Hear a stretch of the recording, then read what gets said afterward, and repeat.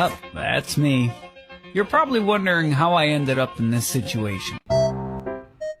So yeah, this knucklehead bought a classic 1986 Pontiac Fiero without following the one rule in life. He didn't tell his wife. He actually thought that this would be his wife's reaction. Way to go, champ.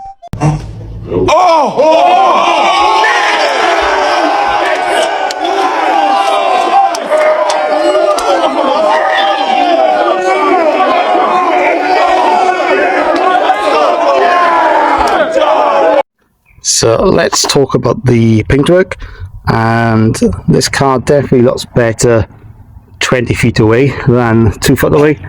And the main thing being that there's about 10 different coloured reds on this car. So I suspect that the bonnet at some point has had a respray. That seems to be the nicest part of the car. It's a nice red. It's got its problems.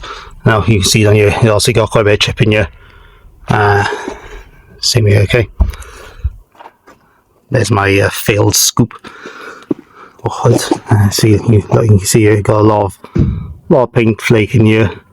So essentially the whole car needs to have a full respray, and especially this lower panel here, if you look around, it's essentially straight down to the clear coat there, so a lot of the paint has faded away. Looks okay when it's wet, if I'm honest. So I'm not sure if it's going to polish out slightly. I'll maybe try polishing it first before I do anything, but I don't think that's going to polish out. We can try, but I think it needs a respray, if I'm honest. Now I do have plans for the build going forward. The main thing being, especially for the outside look, is for this roof to be black. Now, production for these cars stopped in 1988. Now, Pontiac originally had plans, especially in the 89 and the 90 years, to bring out a special edition, which was going to have a black roof, black windows, and then have the two-tone red and black, which looked quite nice. So that's where I think I'm going to go. Again, paint on this side, you can see here, look, you see the different colours between this, which looks like it's been potentially resprayed at some point. A couple of like little minor issues with, like for example, like this little bit here. Something there's not quite matching up. I think this bit has been screwed in and it looks like it's snapped off there. But you can get these replaced quite easily. Do have some what do you call them, reversing things, what are they called, reverse sensors. They're not wired up, but they're there, so yeah, add that to the list as well. Don't know what I think about the cross and skull bones, but yeah, he's cool, he's part of the car.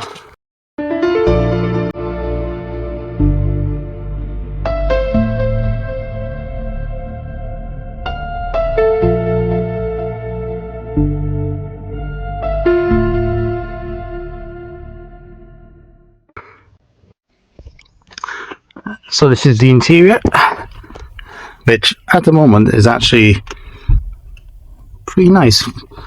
So I have dyed these carpets. They were originally, I maybe put a picture up, like a creamy grey brown type colour. Wasn't in the best condition, so I had a little bit of a fits down here. I had to restitch a couple of bits down in the footwell, but other than that, carpet is actually pretty good, and the interior as a whole is pretty good. Obviously I'm a playboy, and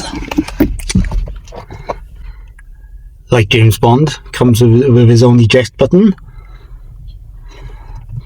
So sunroof, looking at the sun. Yeah, it's actually a rare sunny day in Scotland. And here are the gauges. Very 80s interior, so very boxy. This is a aftermarket Sparco gear knob and aftermarket radio, and this is the battery and oil pressure gauge. But yeah, in general, quite happy with the interior. So we got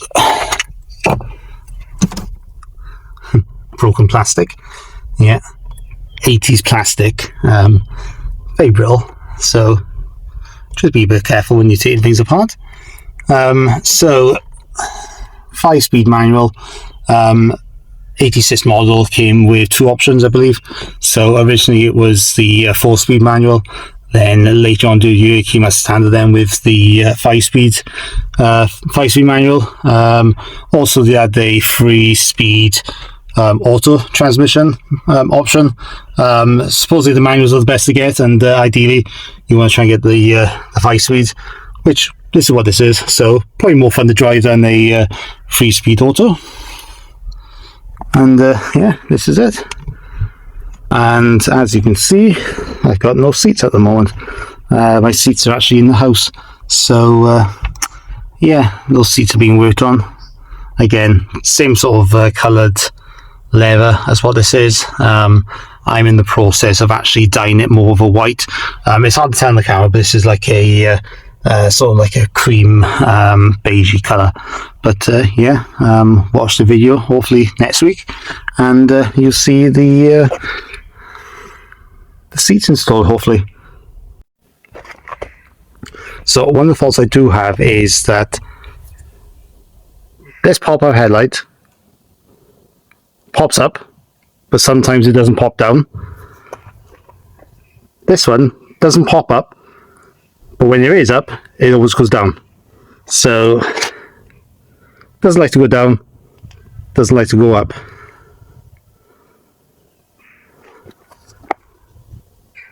Do have some suspicious wiring, as you can see down here and here, so that needs looking at, but I can manually spin it and it goes down, so he says.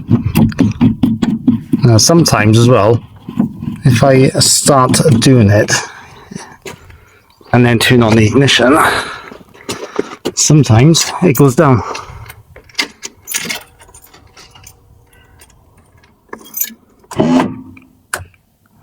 Yep, went up, doesn't go down.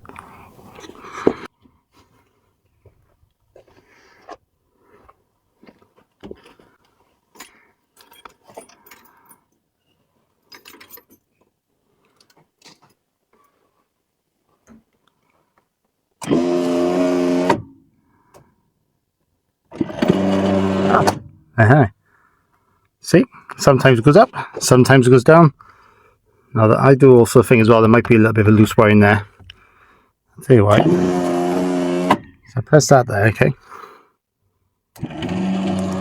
See, now he's doing it now.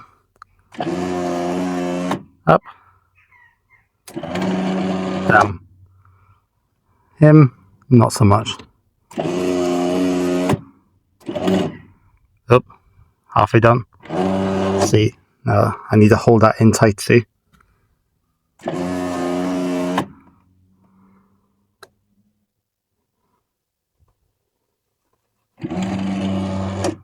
So I do wonder if there's a little bit of a loose connection in there.